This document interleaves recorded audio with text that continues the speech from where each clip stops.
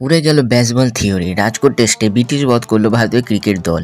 এই ম্যাচে team India 434 রানে জয়লাভ করেছে। পাশাপাশি ভারতীয় ক্রিকেট দলের তরুণ ওপেনার যশস্বী জয়সওয়াল দুর্দান্ত একটি ডাবল সেঞ্চুরি করেন।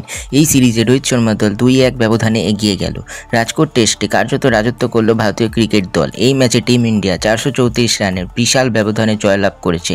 দ্বিতীয় ইনিংসে ইংল্যান্ড আর সেই সঙ্গে 5 ম্যাচের টেস্ট সিরিজে টিম ইন্ডিয়া 2-1 ব্যবধানে এগিয়ে গিয়েছে।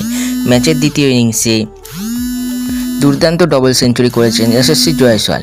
এছাড়া ডেবিউ ম্যাচ খেলতে নেমে সরফরাজ খানও 2 ইনিংসে হাফ সেঞ্চুরি করলেন।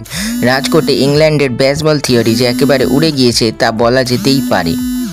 মাত্র 4 দিনেই শেষ হয়ে গেল ভারত বনাম ইংল্যান্ড রাজকোট টেস্ট ম্যাচ। মাত্র একটা সেশনে ব্রিটিশ ক্রিকেটাররা 8 উইকেট হারানোর পাশাপাশি ম্যাচটাও হাতছাড়া করল। টেস্ট ক্রিকেট ইতিহাসে এটাই ভারতীয় ক্রিকেট দলে সবথেকে বড় ব্যবধানে জয় হিসাবে রেকর্ড বুকে নাম তুলে ফেলেছে ভারতীয় ক্রিকেট দল। প্রসঙ্গত এই ম্যাচে টসে জিতে ভারতীয় ক্রিকেট দলের অধিনায়ক রোহিত শর্মা প্রথমে ব্যাট করার সিদ্ধান্ত নিয়েছিলেন, কিন্তু মাত্র 33 রানের মধ্যে ভারতের 3টি গুরুত্বপূর্ণ উইকেট পড়ে যায়। এই পরিস্থিতি থেকে দলের হাল ধরেন রোহিত এবং জাদেজা। প্রথম ইনিংসে ভারতের এই দুই ব্যাটারি 100 রান করেন আর সেই দৌলতে টিম ইন্ডিয়া 445 রানের একটা বিশাল স্কোর খাড়া করে।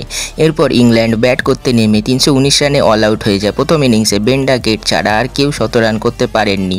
এই ইনিংসে জ্বলে ওঠেন ভারতের মোহাম্মদ সিরাজ। তিনি একাই 4টে উইকেট শিকার করেন। এছাড়া 2টো করে উইকেট নেন কুলদীপ যাদব ও রবীন্দ্র জাদেজা।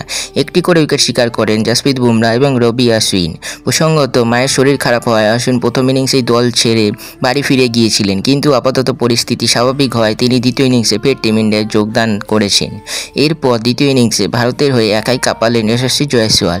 টিম ইন্ডিয়ার এই তরুণ ওপেনার 214 রানে নট আউট থাকেন। পাশাপাশি 91 রানের একটি নজরকাড়া ইনিংস খেললেন শুভমান গিলও। কুলদীপ যাদবের সঙ্গে ভুল বোঝাবুঝি না হলে এই ম্যাচে তিনি নিশ্চিত সেঞ্চুরি করতে পারতেন। যাই হোক, শেষের দিকে সরফরাজ খান দাপিয়ে ব্যাটিং করেছেন। তিনি 72 বলে 68 রানে অপরাজিত থাকেন। প্রথম ইনিংসে 100 রানের পর দ্বিতীয় ইনিংসে বল হাতে কামাল করলেন রবীন্দ্র জাদেজা। তিনি একাই 5 উইকেট শিকার করেছেন। তার শিকারের তালিকায় রয়েছে Ollie Pope, Jonny Bairstow, Joe Root, Ben Foakes এবং মার্ক উড। জোড়া উইকেট শিকার করেছেন কুলদীপ যাদব। এছাড়া 1টি করে উইকেট নিয়েছেন জসপ্রীত বুমরা এবং রবিচন্দ্রন অশ্বিন।